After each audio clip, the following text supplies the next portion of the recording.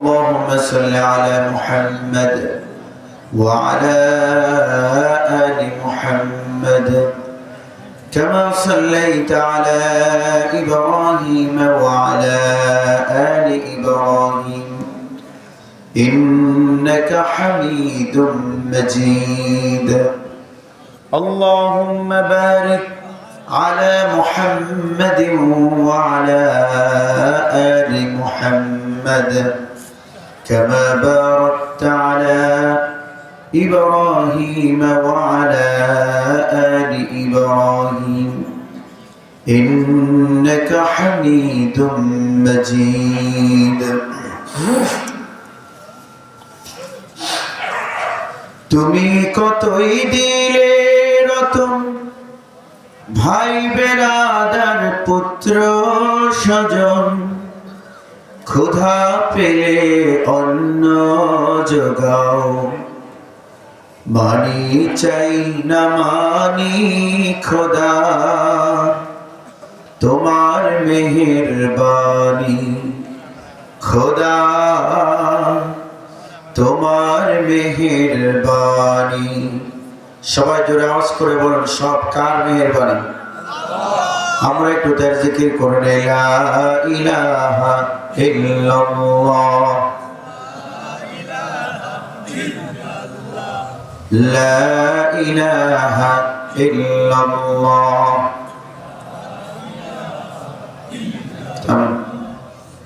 আমি কি আপনাদেরকে কানাকানি করতে বলেছি? এই কয়েকজন যুবকের একটু আওয়াজ আছে, আপনাদের তো নাই। অতিরিক্ত কথা কিন্তু বলা যাবে না, ঠিক আছে? বাইরে যারা আছেন দ্রুত আসুন, আমি প্রচুর লোকজনকে রাস্তায় দেখেছি, তাড়াতাড়ি আসুন। আপনাদেরকে কানাকানি করতে বলেছে বলুন তো? ওই যে মাফলারওয়ালা ভাই, আপনি জিকির করেননি কেন? হ্যাঁ, মুখ বন্ধ রাখতে বলেছিলাম। সবাই মুখটা খুলুন, জোরে বলুন আল্লাহু আকবার। মোটামুটি হয়েছে। বিশ্বকাপ খেলার সময় গোল হলে আওয়াজটা কম হয় না বেশি হয়? কেন? গোল বললে সওয়াব বেশি হয়। 1 কোটি বার গোল বললে কয়টা সওয়াব? আর একবার আল্লাহু আকবার বললে মিজান অর্ধেক সওয়াবে পূর্ণ। সুবহানাল্লাহ। গলা ছাড়ুন সবাই, জোরে বলুন আল্লাহু আকবার। আরে ভাই, কেউ কেউ বলছে আল্লাহু আকবার, কথা কি মানুষ শুনে ফেললে আপনাদের গুনাহ হবে? হ্যাঁ, জোরে গলা ছাড়ুন, বলুন আল্লাহু আকবার। মাশাআল্লাহ, আপনারা সবাই চুপ থাকবেন। এবার আপনারা বলুন আল্লাহু আকবার। এই যে চাচাজি বলেননি কেন বাজান? আপনি বলেননি? এখানে কয়জন? এক হালি লোকের এখানে কোনো দরকার নাই, একজন থাকো, বাকিরা সামনে আসো, চলে আসো। মাশাআল্লাহ, আসো। দোকানপাটে যারা আছেন সবাই আসুন, রাস্তায় যারা হাঁটছেন দ্রুত আসুন। প্যান্ডেলের ভেতরে, বিছানায়, মঞ্চে, প্যান্ডেলে, চেয়ারে, যিনি যেখানে আছেন সেখান থেকে জোরে আওয়াজ করে বলুন আল্লাহু আকবার। মাশাআল্লাহ, এবার জোরে জিকির করুন, লা ইলাহা ইল্লাল্লাহ, লা ইলাহা ইল্লাল্লাহ, লা ইলাহা ইল্লাল্লাহ, মুহাম্মাদুর রাসূলুল্লাহ সাল্লাল্লাহু আলাইহি ওয়াসাল্লাম। দক্ষিণ পূর্বদিপুরে মদিনা হাফিজিয়া কওমি মাদ্রাসার হাফেজ ছাত্রদের পাগড়ি প্রদান উপলক্ষে আয়োজিত আজকের এই 13তম বার্ষিক ইসলামী সম্মেলনের বিপুল সম্মানিত সভাপতি হযরত মাওলানা মুফতি আব্দুর রহিম সাহেব, সম্মানিত অতিথিবৃন্দ, উলামায়ে কেরাম, মুরব্বিয়ান, যুবক ভাইয়েরা, পর্দার আড়াল থেকে কথা শুনছেন, সম্মানিত মায়েরা, বোনেরা, আল্লাহ রাব্বুল আলামিন আমাদের উপর মেহেরবানি করেছেন, দয়া করেছেন। তিনি আমাদেরকে আজকের এই মাহফিলে আসার, বসার, কথা বলার এবং শোনার তৌফিক দিয়েছেন। সেজন্য প্রাণ খুলে আল্লাহ রাব্বুল আলামিনের পবিত্র দরবারে শুকরিয়া জানাই, আলহামদুলিল্লাহ। সম্মানিত হাজিরিন, একটা প্রশ্ন করব শুরুতে। আজকের আগে আমার বক্তব্য কে কে শুনেছেন একটু হাত তুলুন। এত মানুষ কেমনে সম্ভব? আমি তো এখানে আসিনি আগে। হ্যাঁ, যাই হোক, আমার তেমন বক্তব্য ইউটিউবেও নেই, খুব কম। আমরা আজকে আলোচনা করব আমাদের সমাজের বড় একটা সমস্যা নিয়ে, drug addiction, one of the major problems of Bangladesh. মাদক নিয়ে, মাদক। আপনাদের এলাকায় তো এটা নাই না? মাদক আছে? এদিকে তাকিয়ে যুবকরা উত্তর দাও, এই এলাকায় কি মাদক আছে? হ্যাঁ, শুধু এই এলাকায় না, সারা বাংলাদেশে আছে। শুধু বাংলাদেশে না, সারা বিশ্বে আছে। এই একটা জিনিস আমাদের ডেভেলপমেন্টের, উন্নয়নের অন্তরায়। একটি সমাজকে যদি আপনি উন্নত করতে চান, তাহলে সেই সমাজ থেকে মাদক নির্মূল মাস্ট করতেই হবে আপনাকে। সম্মানিত হাজিরিন, কারণ হলো রব্বুল আলামিন কোরআনুল কারীমে বলেছেন, ইয়া আইয়ুহাল্লাযীনা আমানু ইন্নামাল খামরু ওয়াল মাইসিরু ওয়াল আনসাবু ওয়াল আজলামু রিজসুম মিন আমালিশ শাইতান। আল্লাহ রাব্বুল আলামিন বলছেন, শোনো, মদ, জুয়া, মূর্তি আর ভাগ্য নির্ধারণ, তীর বা লটারি, এগুলো হচ্ছে অপবিত্র এবং শয়তানের কাজ। কার কাজ? তোমরা যদি সফল হতে চাও, কল্যাণময় হতে চাও, তাহলে এই জিনিসগুলো থেকে তোমাদের বিরত থাকতে হবে। জোরে বলুন, আমরা সফল হতে চাই কি চাই না? মুরব্বীদেরকে আওয়াজ দেওয়া নিষেধ, নিষেধ না। মাহফিলটা প্রাণবন্ত হয় শ্রোতাদের সহযোগিতায়। মনোযোগ দিয়ে শুনবেন। এবং আচ্ছা, এখান থেকে আমি 5জন হাত তোলো তো, 5জন হাত তোলো, যে কোনো 5জন তোমরা হাত তোলো। হ্যাঁ, মাশাআল্লাহ। 2, আরেকজন, 3, আরেকজন তোলো, তাড়াতাড়ি। আরে তোলো না, 4, আরেকজন। হ্যাঁ, ওকে, তোমরা একটু দাঁড়াও, একটু সহযোগিতা করতে হবে আমাকে, দাঁড়াও। আচ্ছা, তোমাদেরকে একটু কষ্ট দিলে তোমরা রাগ করবে না তো? রাগ করবে? তাহলে এই ফাঁকা জায়গাটায় তোমরা এখানে। মাশাআল্লাহ, খুব ভালো ছেলেরা। ফাঁকা জায়গাটায় মাশাআল্লাহ। মাহফিলের তালু ছিল, তালুটা ভরাট করে দিলাম। এবার তোমরা একটু সামনে আসো। মাশাআল্লাহ। এবার একটু সবাই আওয়াজ দেন তো, জোরে বলুন আল্লাহু আকবার। কেউ কথা বলতে পারবেন না, আমার হাতে সময় কম। সম্মানিত হাজিরিন, জোরে আওয়াজ করে বলুন, আমাদের সমাজটা উন্নত হোক, আমরা তা চাই কি চাই না? আরো জোরে, চাই কি না? আল্লাহ রাব্বুল আলামিন বলছেন, তোমাদের সমাজ উন্নত হবে না যদি মদ, জুয়া, মূর্তি আর লটারি নির্মূল না হয়। ভাইরা আমার, যেই পরিবারে মাদক থাকবে ওই পরিবার উন্নত নয়। আমরা যদি সমাজকে উন্নত করতে চাই, তাহলে সমাজ থেকে এই জিনিসগুলো নির্মূল করতে হবে। আর যদি রাষ্ট্রকে উন্নত করতে চাই, তাহলে রাষ্ট্র থেকে এই জিনিসগুলো নির্মূল করতে হবে। আপনার সমাজ কিংবা রাষ্ট্র উন্নত সমাজ অথবা রাষ্ট্রে পরিণত হবে না যদি আপনি মাদক নির্মূল করতে না পারেন। আমি জুয়া নিয়ে অন্যদিন বলবো, মূর্তি নিয়ে অন্যদিন বলবো, আর লটারি নিয়ে অন্যদিন বলবো। আপনারা আজকে শুধু মাদক নিয়ে অল্প সময় আমি কথা বলবো। আপনাদের এলাকায় রান্নাঘর থেকে ভাঙ্গা ডেক পাতিল কি মাঝে মধ্যে চুরি হয়? হয় না? বোধ হয় না? আচ্ছা, এটা ভাঙ্গা ডেকের দাম কয় লাখ টাকা হতে পারে? একটা ভাঙ্গা ডেকের দাম কয় লাখ টাকা হবে? 20 টাকা বা 20 টাকা, ঠিক না? এই 20 টাকা বা 1.5 টাকা দামের ডেকটাও চুরি করে নেয় কারা বলুন? সুন্দর বলেছে, মাদকাসক্তরা। সম্মানিত হাজিরিন, এই চুরিগুলো বন্ধ হোক। জোরে বলুন, আমরা তা চাই কি চাই না? সবাই বলুন, চাই কি না? এই মনোযোগ দিয়ে শুনবে, আন্তরিকতা দিয়ে শুনবে, কাজে লাগবে। এই নিচে কেউ তাকাবে না। মোবাইল বের করলে কিন্তু মোবাইল বাজেয়াপ্ত হয়ে যাবে। রিয়েলি যুবকরা বলো তো, এই সমাজটা উন্নত হোক তোমরা চাও কি না? আমরা সবাই চাই কি না? চাইলে চুরি বন্ধ করতে হবে। ভাইরা আমার, শুধু দামি জিনিস নয়, 20 টাকা, 30 টাকা, 40 টাকা দামের পুরাতন ঢাকনাগুলো চুরি করে নিয়ে যায় মাদকাসক্তরা, ঠিক কিনা?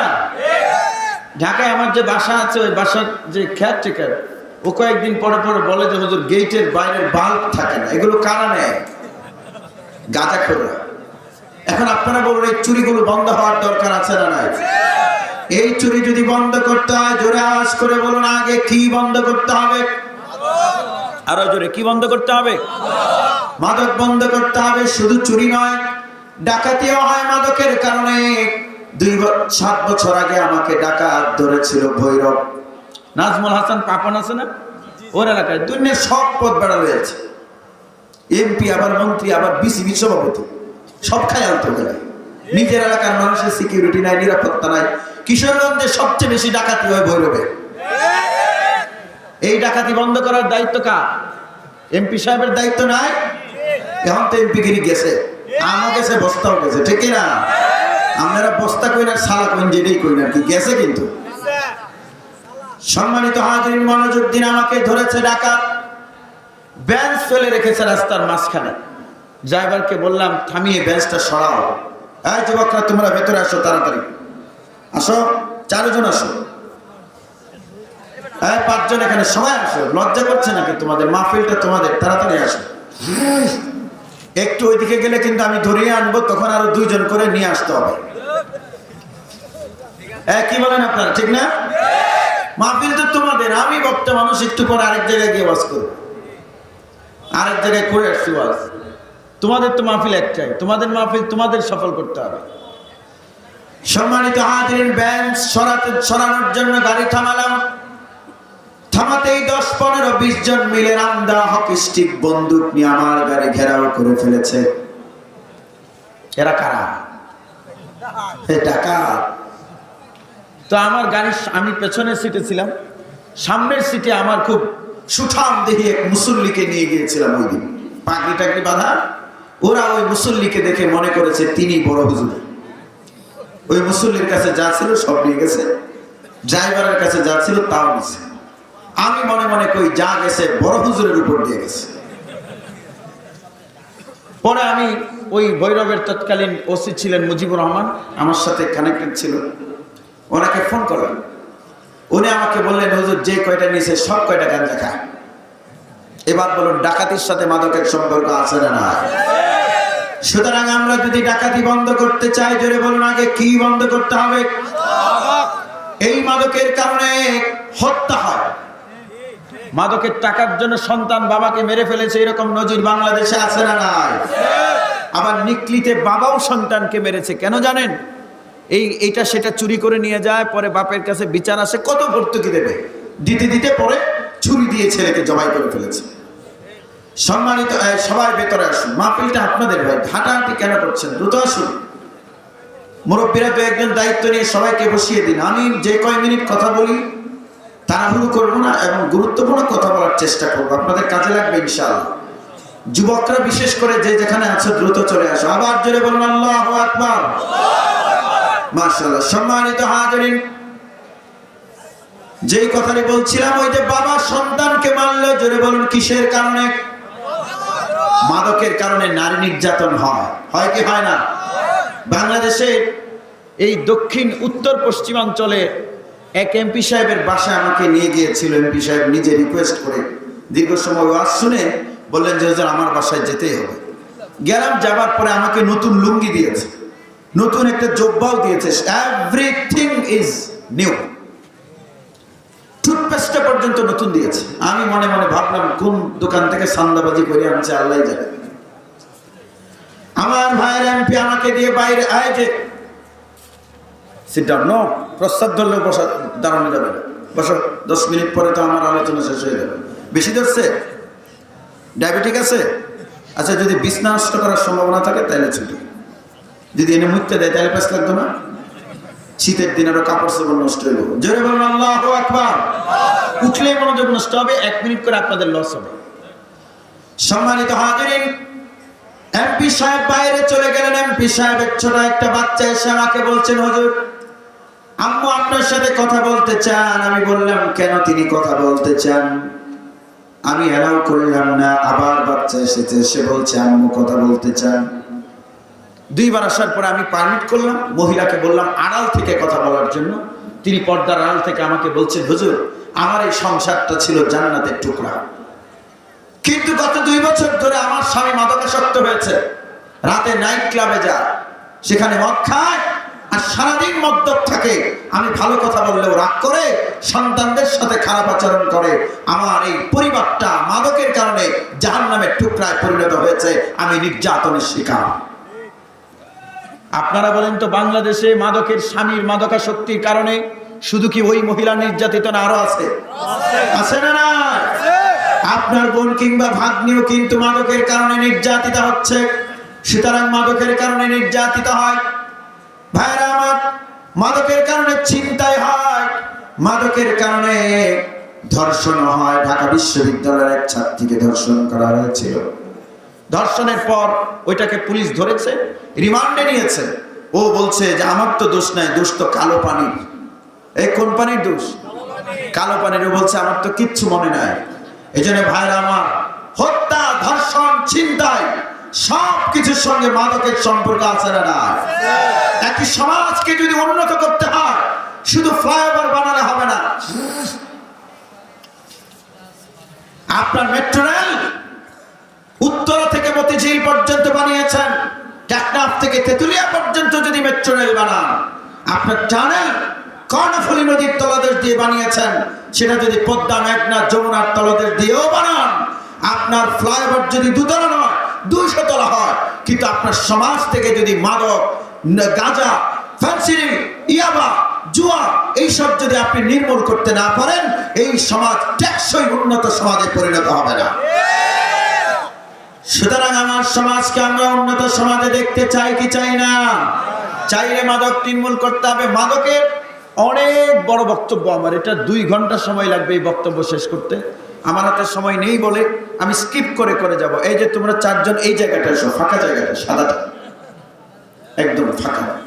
মাশাআল্লাহ, সুন্দর হয়েছে না? এখন জায়গাটা ভরে গেছে। আমি যুবকদের জন্য বিশেষ করে দোয়া করছি, আল্লাহ যেন তাদেরকে ব্রাইট ফিউচার দেন। বলুন আমিন। কর্মময়, নেক আমল এবং ঈমানের সমৃদ্ধ জীবন দান করেন। বলুন আমিন। আমার ভাইরা, মাদকের আরেকটা সমস্যা হলো, বিবিসি বাংলা একটা জরিপে বলেছে বাংলাদেশে বছরে 24,000 মানুষ সড়ক দুর্ঘটনায় মারা যায়। এই জোরে বলুন, কয় হাজার? এই মুরব্বীরা সবাই চোখ খুলে আমার দিকে তাকিয়ে শুনবেন। এই 24,000 মানুষের 30% মানুষ মারা যায় ড্রাইভারেরা রাতের বেলায় গাঁজা খেয়ে গাড়ি চালায়। বলে গাঁজা খেয়ে গাড়ি চালায়, রাস্তার ডানে দেখে কোন দিকে? বামে দেখে পুকুরের ভেতরে ধরে দেয়, 34টি তাজা প্রাণ চলে যায়। 30% হলে 7,500 প্রাণ যায় ড্রাইভারদের মাদকাসক্তির কারণে।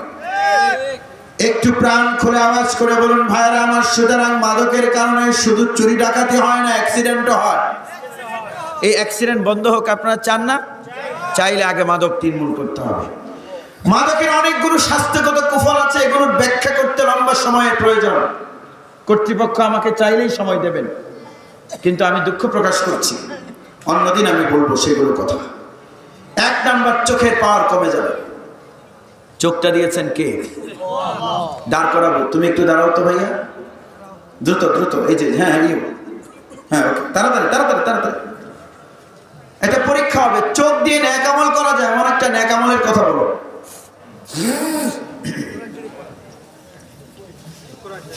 মাশাআল্লাহ, দেখে দেখে কোরআন শরীফ পড়া যায়। বসো, পাস করেছে। নাম্বার 40।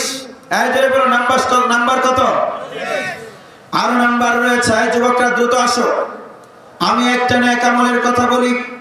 আল্লাহ নবী সাল্লাল্লাহু আলাইহি ওয়াসাল্লাম বলেছেন, কোন মুসলমান যদি নেক নজরে একবার তার বাবা মায়ের দিকে তাকায়, তাকানোর সাথে সাথে তার আমলনামায় একটা কবুল হজের সমান সওয়াব আল্লাহ দিয়ে দেন। এত আস্তে সুবহানাল্লাহ বললে শুনতে পারবেন? জোরে বলো। আর আস্তে কেন বলবেন? এখান থেকে হজ করতে আপনাদের এখান থেকে কি 200-300 টাকা লাগে? হজ করতে টাকা লাগে কত? 2-3 লাখে হয় না, 7 লাখ। 7 লাখ টাকা খরচ করে যে ইবাদত করতে হয়, এটা সব পাবেন বাবা মায়ের দিকে একবার নেক নজরে তাকালে। সুবহানাল্লাহ। তাহলে এই চোখটাকে ভালো রাখার দরকার আমাদের আছে না নাই? জোরে আওয়াজ করে বলুন, এই চোখটা আমাদের কে দিয়েছেন? মাদক সেবন করলে চোখের পাওয়ার কমে যাবে, কিডনি নষ্ট হয়ে যাবে, খাদ্যনালীতে ক্যান্সার হবে, ব্লাডটা নষ্ট হয়ে যাবে। এই ব্লাড দিয়েছেন কে? তোমরা যারা স্কুল কলেজে লেখাপড়া করো, ঈমান মজবুত করার জন্য আর কিছু দরকার নয়, ব্লাড নিয়ে চিন্তা করলেই যথেষ্ট। ব্লাডের ভিতরে কি কি আছে এটা নিয়ে পড়াশোনা করো, তাহলে হবে। সম্মানিত হাজিরিন, এই ব্লাড নষ্ট হয়ে যায়। আমার মসজিদের সেক্রেটারি 10 বছর আগে বলেছিলেন যে ওই এলাকায় এক লোককে কুকুরে কামড় দিয়েছে। এই জন্য বলুন, কিসে কামড় দিয়েছে? এলাকার লোকেরা ওরে বললো যে তুই একটা ভ্যাকসিন নে। ও বলছে আমার ভ্যাকসিন লাগবে না, দরকার হলে গিয়ে কুত্তারে দেবো। এলাকার লোকেরা বলছে কুত্তারে দেবো কেন? ও বলছে যে দেখো, মরলে আমি মরবো না, কুত্তাই মরবে, আমারে কামড় দিয়েছে তো এই মরবো। এলাকার লোকেরা অবাক হলো, ঠিক ঠিক পর দিনে কুকুর মারা গেছে। ওরে সবাই ধরছে যে ভাই ব্যাপারটাকে বুঝলাম না, তুই তো মস্ত বড় দরবেশ। ও বলছে ভাই দরবেশের কিছু না, আমি কি করি কাম এটা তো জানোই। জানি তুই যে গাঞ্জার উপরে যদি নোবেল প্রাইজ দেওয়া হইতো তাহলে এটা তুইই পাইতি। এইরকম গাঁজার বিশ্ব চ্যাম্পিয়ন কিশোরগঞ্জে, ময়মনসিংহে নাই, তবে এই এলাকাতে নাই। সাবধান হয়ে যান, পরিণতি কি হবে শুনুন। এই ধরনের কথা তো বলার পারমিটেড না।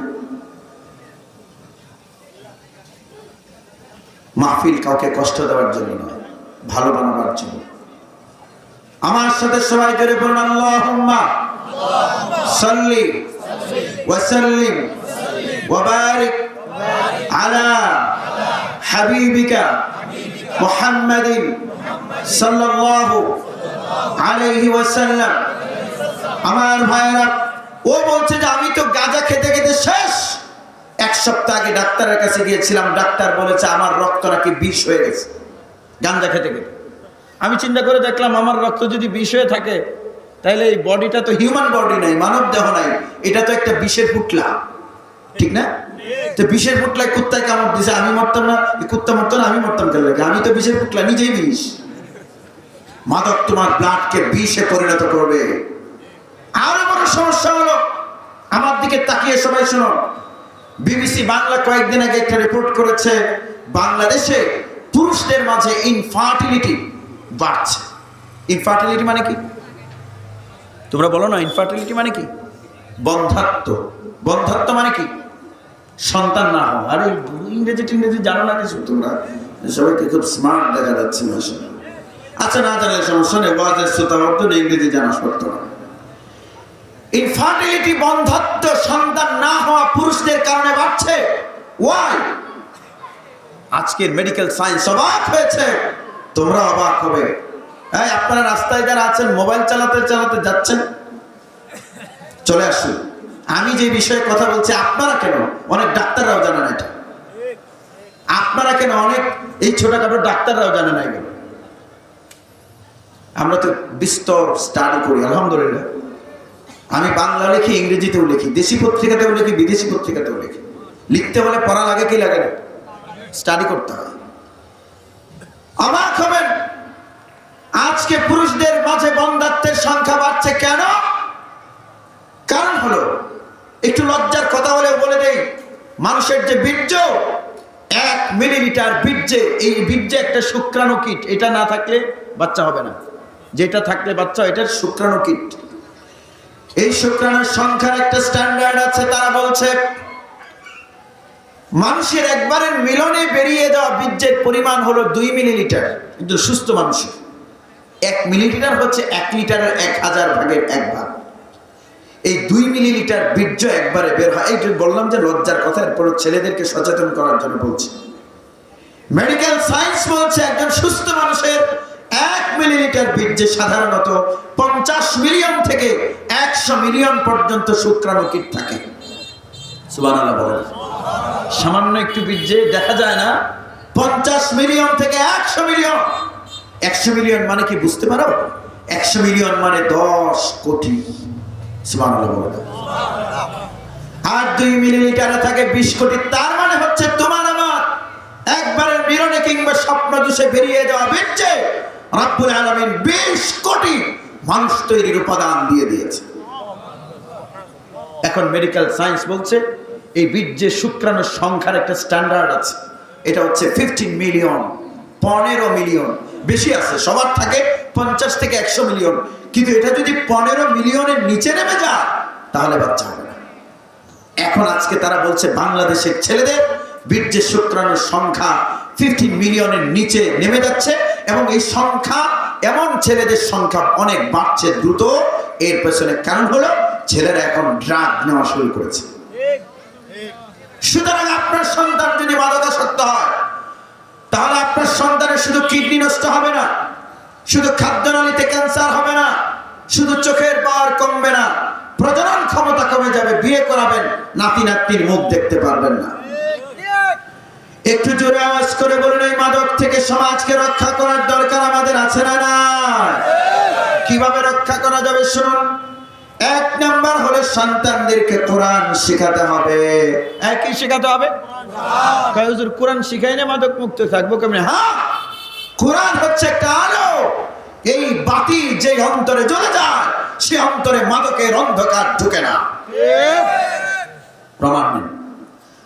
আমার ভাইরা, দৈনিক ইনকিলাব পত্রিকা 21/8/2013 পেছনের পৃষ্ঠায় একটা রিপোর্ট করেছিল। সেই রিপোর্ট আমাকে ভাবিয়ে তুলেছে, আপনাদেরকেও তুলবে। সেই রিপোর্টে বলা হয়েছে ঢাকার স্কয়ার হাসপাতালে একজন মুমূর্ষু রোগীর অপারেশনের রক্ত লাগবে, অপারেশনের জন্য রক্ত লাগবে।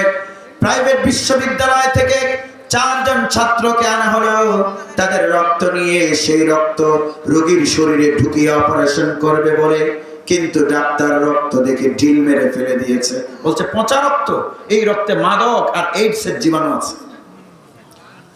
আমার ভাইরা, আপনারা কি আমার কথায় রাগ করছেন? রোগীর গার্ডিয়ান তখন পেরেশান, হাসপাতালের বারান্দায় পায়চারি করছে। আরেকজন ডাক্তার এসে তাকে জিজ্ঞেস করলেন, ভাই আপনাকে খুব চিন্তিত মনে হচ্ছে। লোকটি বললেন, হ্যাঁ আমি খুব পেরেশান। ওই ডাক্তার বললেন, কিসের পেরেশানি আপনার? লোকটি বলছেন, আমার ছোট ভাইয়ের অপারেশন হবে, রক্তের সন্ধানে গিয়েছিলাম, 4 জন যুবককে এনেছিলাম, কিন্তু তাদের রক্তে মাদকের জীবাণু পাওয়া গেছে। ডাক্তার বলেছে এই রক্ত নিরাপদ নয়। ওই ডাক্তার বলছেন, কোথায় গিয়েছিলেন? তিনি একটা এই দেয়ালে লাগানো কাগজ দেখিয়ে বলেন, এই যে লেখা, এখানে যে লেখা আছে ব্লাড ডোনার ক্লাব, এটা দেখে আমি গিয়েছিলাম ওই ব্লাড ডোনার ক্লাবে নাম্বার নিয়ে, সেখান থেকে ছেলেদেরকে নিয়ে এসে রক্ত নিয়েছিলাম। এই রক্ত নিরাপদ নয়, জীবাণু আছে মাদকের, এই রক্ত দিয়ে অপারেশন চলবে না। এদিকে তাকান, মনোযোগ দিয়ে শুনুন, মাশাআল্লাহ লোক বাড়ছে। ওই ডাক্তার তখন বলেছেন, দেখুন ভালো রক্ত যদি পেতে চান তাহলে বিশ্ববিদ্যালয় নয়, আপনি দেখুন আশেপাশে কোথাও কওমি মাদ্রাসা আছে নাকি। এত আস্তে কেন? জোরে বলুন আল্লাহু আকবার। পাশের একটা কওমি মাদ্রাসা থেকে 2 জন ছাত্রকে আনা হয়েছে। এদের রক্ত পরীক্ষা করে ডাক্তার বলছে এদের রক্ত ফ্রেশ এবং পবিত্র। এত আস্তে কেন? জোরে বলুন। আমি আলিয়া মাদ্রাসার ভাইদের বলে আপনারা রাগ করবেন, আমি আলিয়া মাদ্রাসা ইউনিভার্সিটিতে লেখাপড়া করেছি, কওমি মাদ্রাসায় পড়ে তারপর আলিয়া মাদ্রাসা পড়ে বিশ্ববিদ্যালয়। আলিয়া মাদ্রাসা রাগ করার কিছু নেই, রিপোর্টে কওমি মাদ্রাসার কথা বলা হয়। আলহামদুলিল্লাহ আমাদের আলিয়া মাদ্রাসাতেও মাদকাসক্তি নেই, প্রায় শূন্যের কোটায়, ঠিক কিনা? সম্মানিত হাজিরিন, একটু আমার দিকে মনোযোগ দিয়ে বলুন তো, আপনার সন্তানের রক্ত পবিত্র থাকুক, আপনি তা চান কি চান না? কথা বলেন, আরো জোরে চান কি না? চাইলে কোরআন শিখান। ইনকিলাবের রিপোর্ট বলছে কওমি মাদ্রাসার ছাত্রদের রক্তে মাদকের জীবাণু নাই। আপনি যদি চান আপনার সন্তান মাদক মুক্ত থাকুক, 1 নম্বর সিদ্ধান্ত নিতে হবে আপনাকে, সন্তানের বয়স যখন 4, 5, 6, তাকে যদি আপনি ডাক্তার বানান তাহলে you have to make a plan, একটা পরিকল্পনা করবেন যে আমার সন্তানকে ডাক্তারি পড়াবার আগে এই ধরনের মাদ্রাসায় ভর্তি করিয়ে তার সিনাকে আমি কোরআন দিয়ে আলোকিত করে দেব। দরকার আছে না নাই? তাহলে আপনার সন্তানটা যদি ডাক্তার হয়, কসাই হবে না, সেবক হবে। ইঞ্জিনিয়ার হলে রডের বদলে বাঁশ দেবে না, মানবিক মূল্যবোধ সম্পন্ন হবে, আলোকিত মানুষ হবে। সেজন্য আপনাদের দায়িত্ব হলো সন্তানকে যদি মাদক মুক্ত রাখতে চান কোরআন শিখাবেন। ভাইরা আমার, 1 নম্বর। 2 নম্বর, আইন লাগবে কোরআনের। আমার ভাইরা, বাংলাদেশের আইনে কি আছে? আপনার এই বাজারের নাম কি?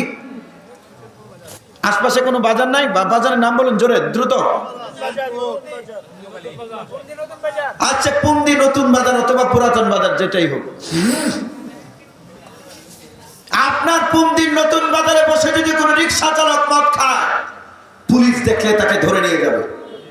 কিন্তু সেই পুলিশ 2 মাস পরে যখন ট্রান্সফার হয়ে ঢাকার উত্তরা কিংবা মিরপুরের থানায় যাবে, সেখানে কোটিপতিরা যখন মদ শুধু নয়, মদ খেয়ে নারীবাদী করার জন্য ক্লাবে আসবে, কোটিপতিদেরকে সেই পুলিশ জানে যে মদ খাবে, জেনেও সেলুট করবে। এইটা বাংলাদেশের আইন। গরিবের জন্য আইন একরকম, বিত্তশালীর জন্য আরেক রকম। এই বৈষম্যের আইন যদি বন্ধ করা না হয়, 53 স্বাধীনতাত্তর বাংলাদেশের 53 বছর নয়, 53,000 বছর চেষ্টা করলেও এই দেশ থেকে মাদক নির্মূল করা সম্ভব হবে না। আইন লাগবে কোরআনে। 3 নাম্বার হলো শাসন লাগবে কোরআনওয়ালাদের। শাসন লাগবে কিসের? কোরআনওয়ালাদের। এটা বললে আবার অনেকেই কষ্ট পান।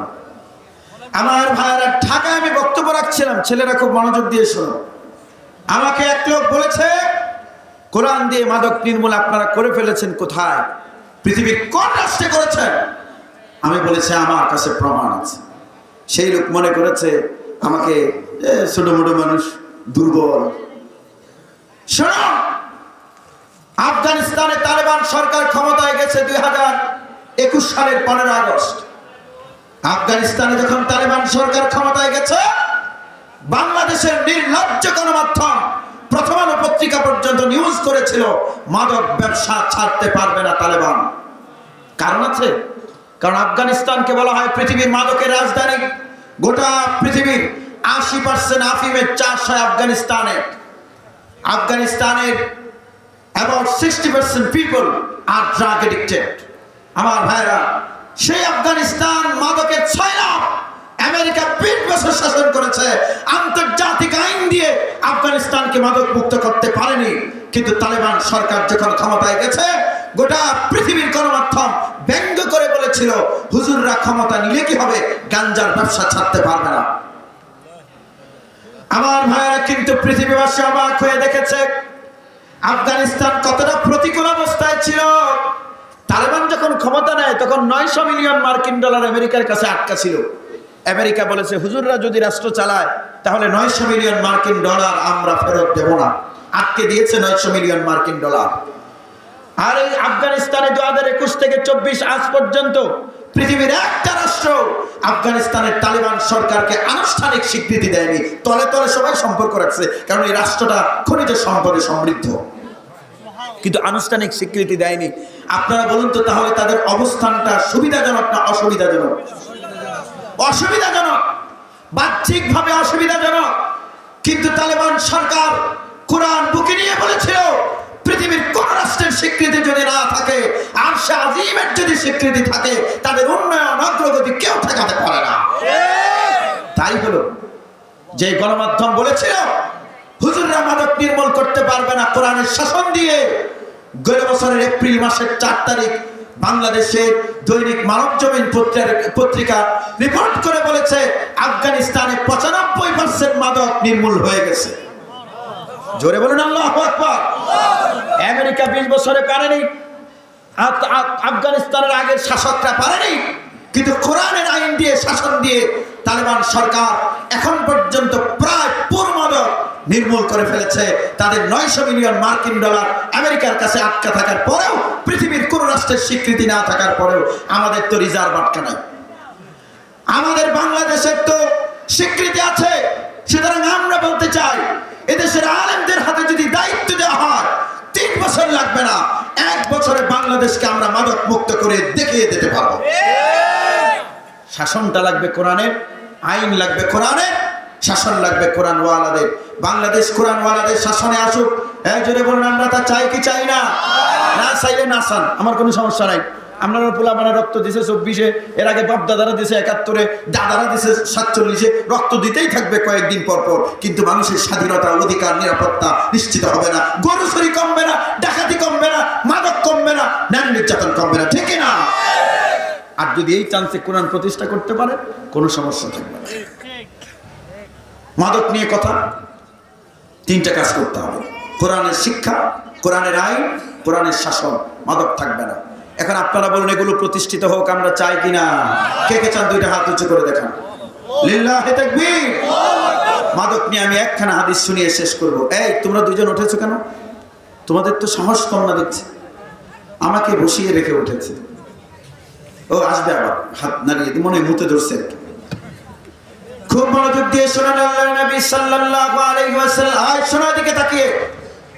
আল্লাহ নবী সাল্লাল্লাহু আলাইহি ওয়াসাল্লাম বলেছেন, ইন্না আলাল্লাহি আহাদান লিমান ইয়াশরাবুল মুসকিরা আন ইউসকিয়াহু মিন তিনাতিল খাবাল।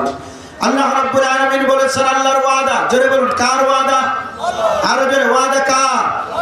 আল্লাহর ওয়াদা হলো যারা দুনিয়াতে মাদক সেবন করবে আল্লাহ তাদেরকে হাসরের ময়দানে তিনাতুল খাবাল খাওয়াবেন।